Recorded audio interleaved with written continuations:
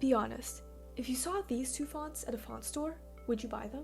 Well, even if you want to, you can't really, because they don't exist yet. I just made both of them today, but I never learned a single thing about typography.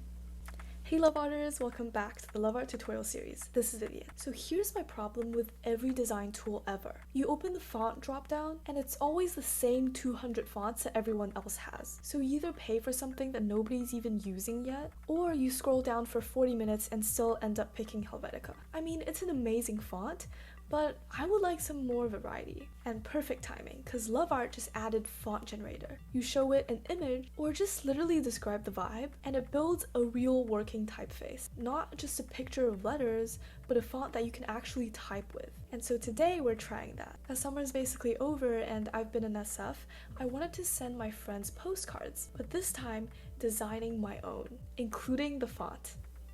After clicking on a new project in Lovart, you can start with image gen on the bottom right. We're gonna pick the ratio 4:3 because that's kind of similar to a postcard, and we're gonna pick GPT image 2. And now I'm pasting my prompt for my personal postcard design. So I was thinking this vintage traveling vibe with a suitcase view, and including the Golden Gate Bridge and all the most famous SF landmarks. Let's click on generate. Whoa, this came out so much better than I expected. The suitcase is open like a book with a bridge standing inside it, and then the bay just kind of pours out over the front edge and floods the floor. I love that. And let's look at this font too. It's like a classic italic script, the kind that you see in an old travel poster, except that every curve is really built from pixel blocks. I think this says a lot about San Francisco. Even with all of this rich history, there's also a huge tech scene, and it's perfectly presented in these letter forms. But here's the problem. This font really only exists in this image. If I want it on anything else, let's say the back of the postcard, or a poster, or even a shirt, I'd have to describe it again or copy paste the prompt all over and over again, all hoping that it will come out the same. That redundancy is actually what the font generator in Lovart can solve. This hidden feature is still in beta, but if you click on the rightmost button on the bottom panel, you can find it here in the canvas toolbar.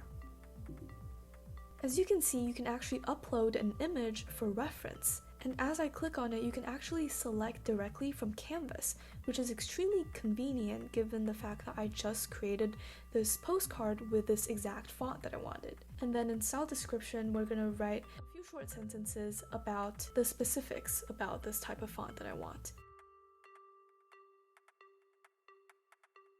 And yeah, a short description just so that Lovart understands what I'm going for. And let's click on generate. I'm so excited. Wow, look at this. It has generated. This is so perfect. It's like this exact same. Even the color is the same with this one.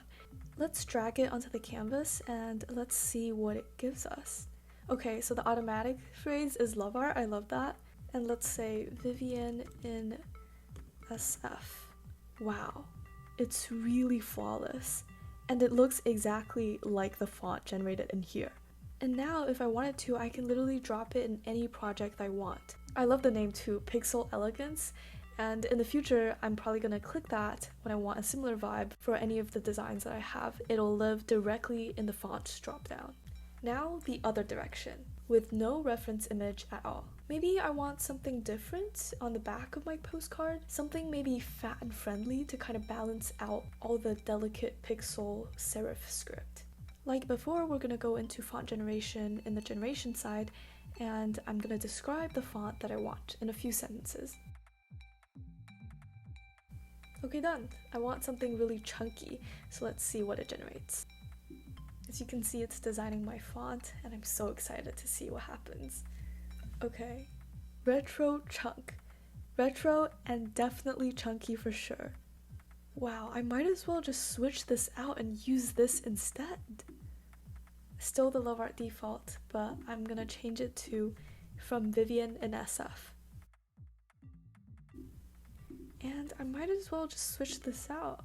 I think this works perfectly as well. Maybe make it slightly smaller and put on the corner here. And then adjust the spacing a little bit. Wow, I love that. I think this is really balanced and perfect given what we have right now. So yeah, both of these fonts live under my fonts now, and they stay there across every single project. So let's say I start a new project, and I go to font generator, and my fonts, they're still there. So really you can apply them into any design that you want. They're only for you.